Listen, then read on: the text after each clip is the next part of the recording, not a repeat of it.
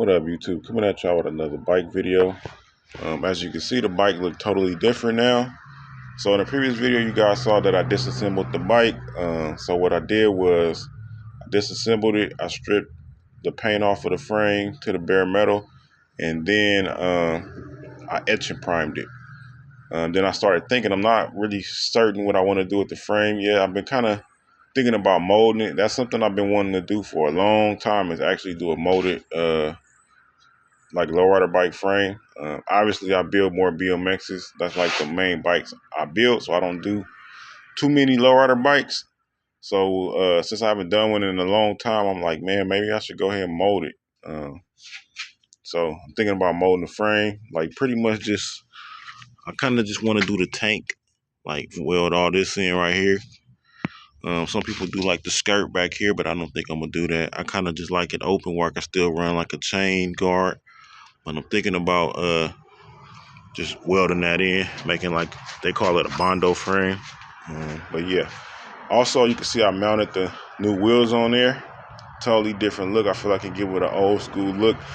To me it looks good even in this primer, man. Just, it looked like a project, a functional project bike. I'm gonna order up me a chrome chain and put on there. Just try to make the bike pretty much functional while I work on it. But I am like really considering making this a Bondo frame. But yeah, so I got majority of the paint off, like I say like 95%. There's like some corners and things that still have some of the old red in it. As far as that go, I would just, like I said, I was trying to have a budget of 150, and you know, I would tap out on the bike probably at like 200, because I'm trying to like keep it budget friendly. But yeah, I feel like going to buy a paint stripper and everything, because these bikes is kind of hard to get paint out of the corners, you know, just due to the shape of the frame and things like that. So a few of the tight corners, it still has a little bit of red, but like I said, 95% of the frame is actually stripped to metal. But yeah, so obviously I'm gonna have to grind it back down some to to do the Bondo frame anyway. So we'll see with that. I'm probably just gonna make some templates out of some cardboard, and you know, there's a lot of ways you can do it. You can actually just fiberglass the whole thing, which I don't really want to do that. I kind of want to do it the right way, which is, you know, putting some steel on it.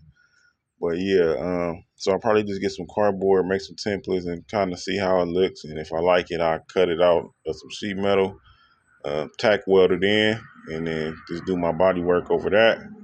And then I'll probably primer it again and put it back together, you know. Just try to get some good looks out of it, especially since the frame is not a actual swing frame. Some people do like swing frames and modify the swing frames, but man, it's getting less and less out here to get actual Stingray frames. So I don't want to modify. Like a lot of people I guess they have bragging rights when they be like, I got a swing lowrider bike, but to me, it's no point of actually doing a swing if you're gonna you know, weld it up and cut. A lot of people cut like the seat posters out, like they'll cut this out and weld this in, and they'll cut the head tube off and angle it, and like, is it really still a OG swing? Like, if I was gonna do an OG swing, which I am looking for a frame still, I probably would just leave the frame like this in stock form, and then just put all the lowrider parts on it. Once you modify something like that far, it's like, what's the point? So with that being said, it's like, since this is like, you know, a lowrider brand frame like a, you know, aftermarket frame technically, pretty much, you know, all bets is off. Like, why not modify it? So I mean, these are frames, you know, you're supposed to have fun with. You can actually buy these frames new. This is, I believe, like a better one, because this is like an older frame. This frame is maybe like 15 years old or something like that. It's like the better ones.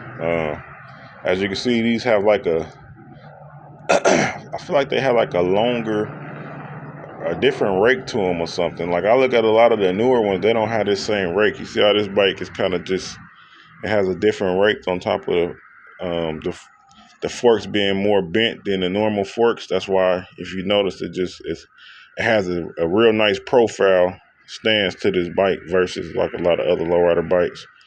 But yeah, man, so that's what I'm thinking about doing. You know, pretty much, you know, bondoing the frame or whatever. But yeah, check out the wheels.